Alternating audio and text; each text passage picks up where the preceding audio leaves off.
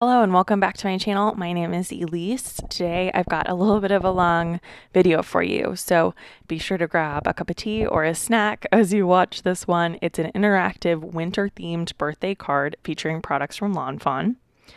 Here is a look at the card that we are going to make today, and a look at it all popped up with that little Yeti coming out from behind the mountains to snowboard with his friends. Let's look at the supplies. I've got the Lawn Fawn Yeti or Not stamp set.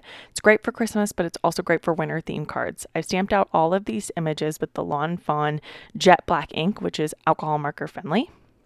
I've got the Lawn Fawn stitch hillside borders, the snowy backdrop, the tabs from Let's Toast, the pull tab add-on, and these mountains here that I'm going to use for the backdrop. Let's get into the Copic coloring. So all of the markers that I've used are on this screen. This is sped up. I cannot Copic color that quickly. I wish I could. These trees are just a 2-color blend with YG17 and YG13. And that just keeps it nice and easy. These images are pretty small, and so sometimes I feel like a 3-color blend really doesn't make a difference because it's so small that you really can't see it. So just going through and coloring these trees, I've stamped out more than what I use in the end, but I'd rather have more up front than less, and I just save the extras when I die cut too many. Just using an E47 for the trunks of those trees. And now I will move on to some of the accessories. So I chose 2 main accent colors. So I've chosen orange and a blue. They're complementary colors, and I thought they would be really great with this set and to go with these little Yetis. What I'm doing is coloring all of the images at the same time. If they're going to be the same color, that really speeds up the amount of time that I spend coloring. This clip of me coloring actually only took about 15 minutes, which for me is pretty quick. So I was glad I could get these done, but I think so much of why I could get these done so quickly is because I did these batchings. Now, I am coloring their faces with BG 15, 13, and 11. I thought it would be cute if their faces were that minty green shade. And, you know, obviously, Yetis are not real creatures unless you do believe in Yetis, then that's fine too. But we don't know what they look like. So you can really, it's really up to you. And I kind of colored these more like the Abominable Snowman. I don't know if you've ever been on the Matterhorn ride at Disneyland or Disney World. I grew up in Southern California, and so we used to go to Disneyland pretty often, and the Matterhorn was my favorite ride, except for when you see the creepy Matterhorn as a child. That was very terrifying. Anyways, back to my coloring. I'm using some cool gray markers just to color his hands and the little horns. There are only 2 Yetis in this stamp set, but I just picked one of them to be used twice. And one of them will be hiding behind the little hillside mountains. And he's going to pop up from behind the mountains to snowboard with his friends. I'm also using cool gray markers on the inside of those goggles, those snowboard goggles. And I do a little bit of tracing the outside of the Yeti with a C0 just to add a little bit of depth and interest to these. And I don't blend it out. I think it's fine. Obviously, I want him to appear white, but want him to have a little bit of dimension. So I just do that little bit of outlining. And then I will move on to these final little blue accessories, the scarf and the snowboard. And I'm using B97, 95, and 91 for these. In a second, you'll see a clip with all of the markers that I used. It's really not that many for today's coloring. I tried to keep it really simple and easy. The main focus of this card is really the interactive element and what that brings. So just finishing up this coloring, and then we'll take a quick look at all of the markers that I use. They're all there on the screen. Feel free to pause. Now I'm going to do a little bit of ink blending. So I need to do ink blending for the background, which I just use Stormy Sky Distress Oxide ink. I thought about doing this as a 2-color blend, but in the end, you don't see very much of the sky. So in my opinion, when you don't get to see very much of it, it's not really worth it to do the entire piece and do some sort of like intricate blending when really nobody's going to see it. So just 1 color throughout, and then we will die cut the snowy backdrop panel out of this piece of cardstock. So now let's move on to the next ink blending that we need to do. We'll get this cleaned up and move on. Now I'm going to blend a panel that will be used to cut out the little mountains. And so I'm using Distress Oxides in pumice stone and hickory smoke to make a little bit of a blend. The pumice stone is really light, especially when you look at it on the white paper, but it does really show up in the final card. I wanted these mountains just to be a little gray, and so these were colors that I thought would be good. I do know that I think I'm going to use 2 of these mountain die cuts. And so what I did was I did pumice stone on the ends and then the hickory smoke in the middle so that I could use both ends of this piece of Bristol smooth paper and make 2 cuts. And you'll see later on in the video I have 2 cuts, but in the end I only use 1 of those mountain die cuts. So just going through doing that final blending. And then now you'll see I've done a lot of die cutting. So I've got glitter paper that I am using to kind of act as my snow. So it will sit behind the snowy backdrop. And also I will use this Lawn Fawn glitter cardstock as for the snow on the top of the mountains. So here is where you can see I've got 2 mountain pieces. Right now I'm just trying to lay out my scene and see how this is going to look and where my little Yeti will pop up from. Once I think I've figured out where I want him to go, then I'm building the scene around him. So this is where I think that I might use 2 of those little mountain die cuts, and I have 2 of those stitch hillsides just out of plain white cardstock. I did not do any ink blending to these because I want them to look like snow. I realized pretty quickly that 4 panels is just too many, and that the Yeti would have to be really high up and then he wouldn't pop out very far, but I'll get to that in a minute. Right now I'm just trying to lay out where I think the little snowboarding Yetis are going to go. I've got this little bowl here with all of my die cut pieces and just trying to determine, again, how I want to lay this out and how I want to set the scene. I feel like sometimes you have an idea, but what really takes a long time is trying to lay out how you think this scene is going to look.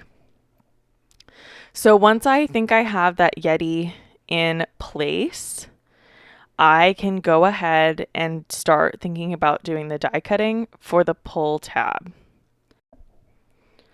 So off screen, I've got those dies. I'm just going to get them out and tape them into place where I want to make the cut. So there is a straight line that we'll use behind the Yeti, and then this top part which makes the little notch at the top of your panel or your card so that you have a place to reach in and pull up the little tab. So you just put this literally right at the top of your cardstock and tape it down, and then take the little piece that will allow the Yeti to sit behind and tape that behind where the Yeti is. So that way it has a slot for the pull tab mechanism to slip in through. So I am going to off camera die cut those and get those into place, and then we will start doing the assembly. So now that everything is die cut and ready for me, like I said, I can start doing the assembly. So I've got the little mechanism for the Yeti to sit on to be able to be pulled up and down. And I'm just reinforcing those scores so you fold in and then fold out. I realize that the little Yeti is a little bit too big for the surface area that this die creates, but that's really easy to change. You just need to take a little pair of scissors and trim that.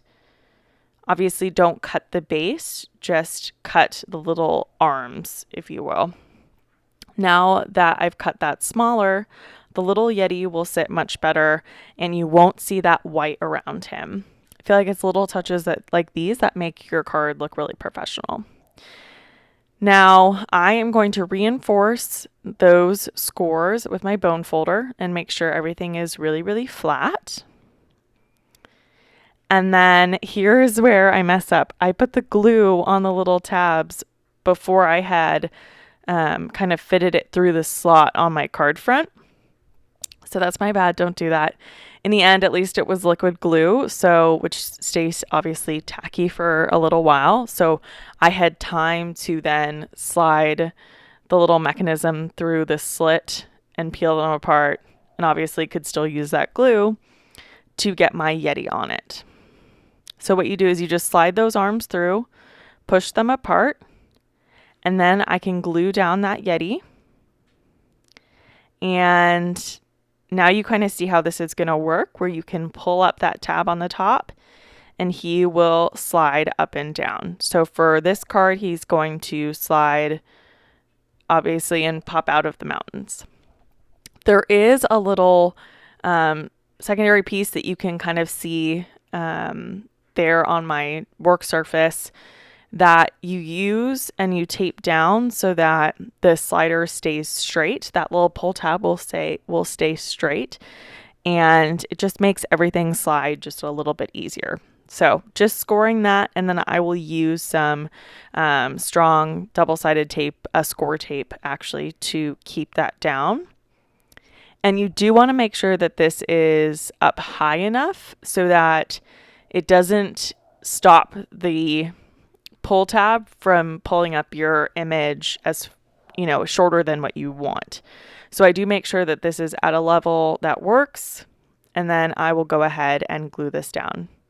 I think in hindsight, I wish that I had made this slider out of the glitter cardstock, because you'll see in the end, you do see that it's white and that the rest of it's glitter.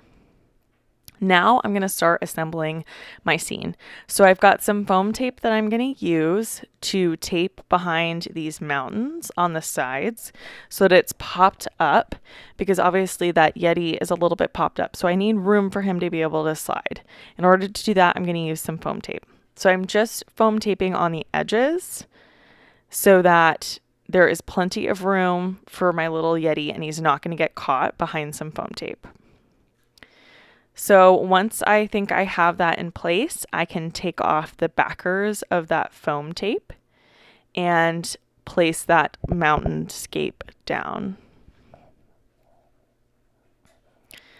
It's about then that I realized that the second mountain piece really isn't going to work for me, that it would just be too much with the snowy hillsides as well.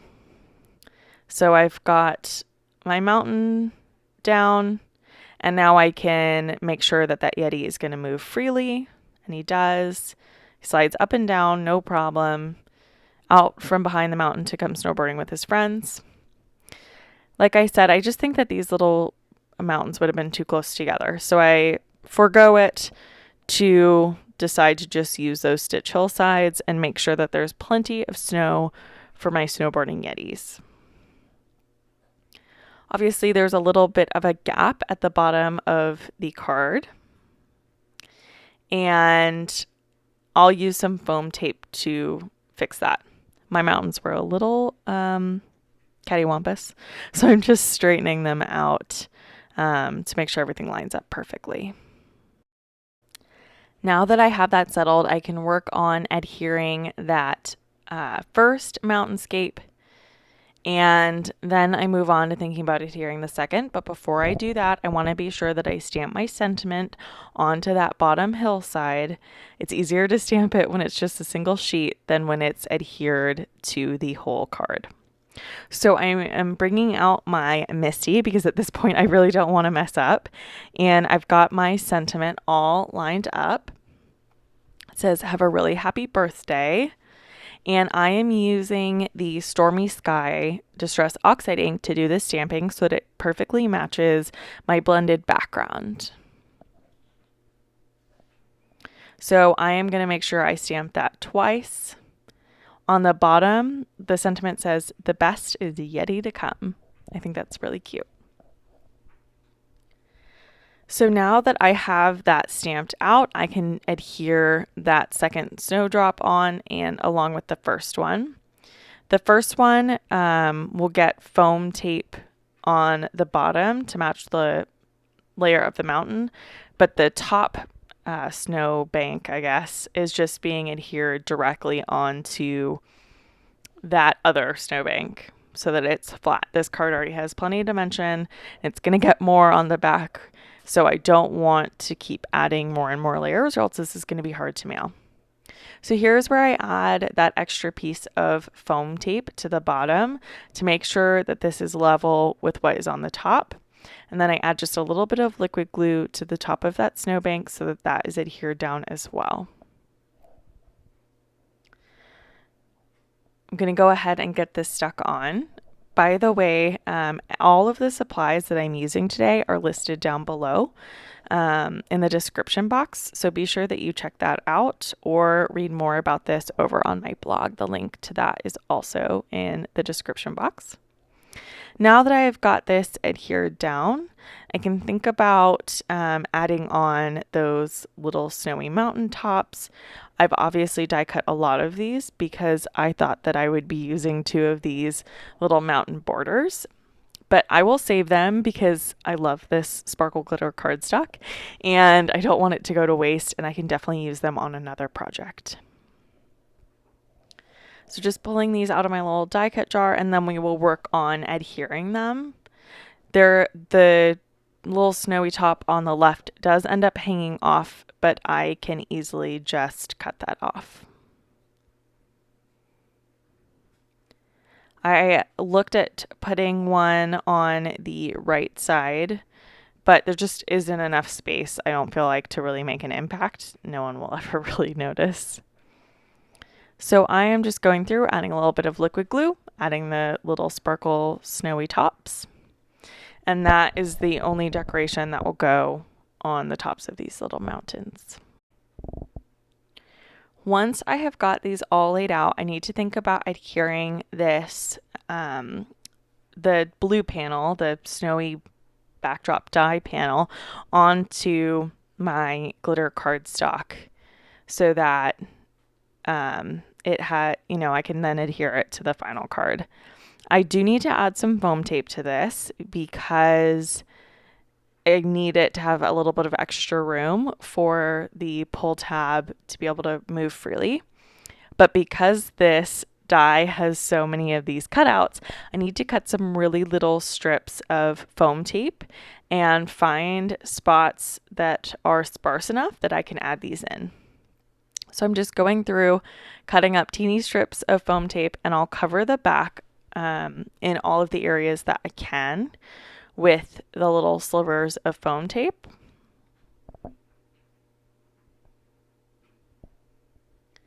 Once I've got the whole back covered, I'll remove the little backer sheets on the foam tape and adhere this panel down onto my glitter cardstock.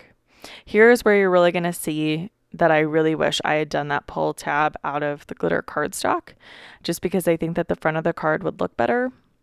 But if that's the only thing I want to change about the card, I feel like, in my opinion, that's probably pretty good. I often look at my cards and think that there's a lot of things I want to change, so if there's just one, I'm pretty pleased. We're always our own harshest critics, I feel like. So now that I've got that adhered down, I can really just finish out building out this scene.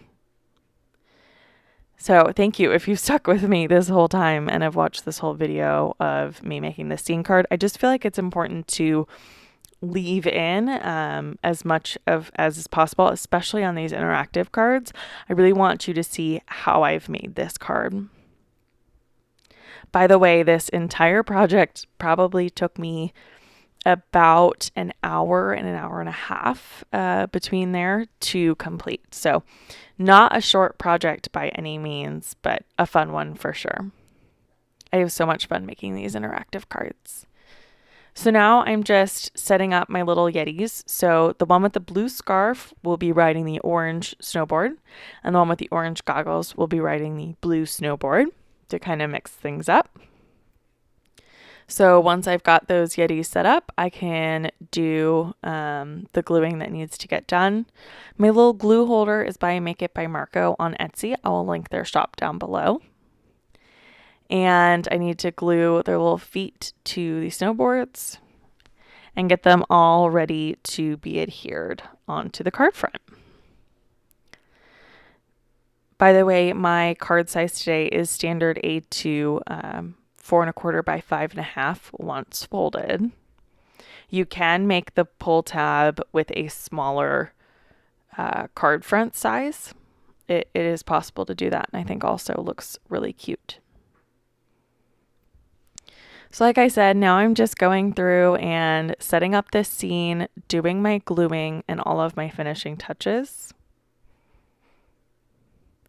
So I'll get my snowboarders where I think I want them to go, and then work on placing my trees. You can see in my little bowl off to the side, I still have all of the extra sparkle snowy tops for the mountains. And like I said, I saved those because I could definitely use them again on another card.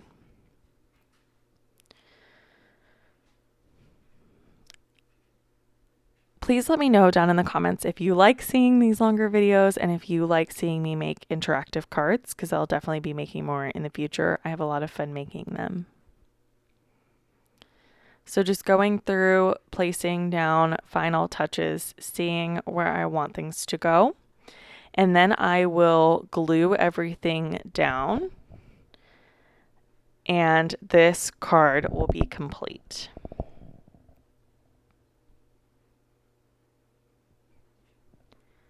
I do want to be able to show you how this little, by the way, I'm adding it down to my card panel, just a regular A2 Nina 110 pound card base. Using some liquid glue, so I have a little bit of wiggle time. And then I want to show you how this little guy pops up. He's so cute, just pops right up from the hillside to join his friends for a snowboard. Here's a closer look at the card today. Thank you so much for being here and watching my video. Be sure to subscribe to see more from me, and I will catch you in the next one. Thank you so much.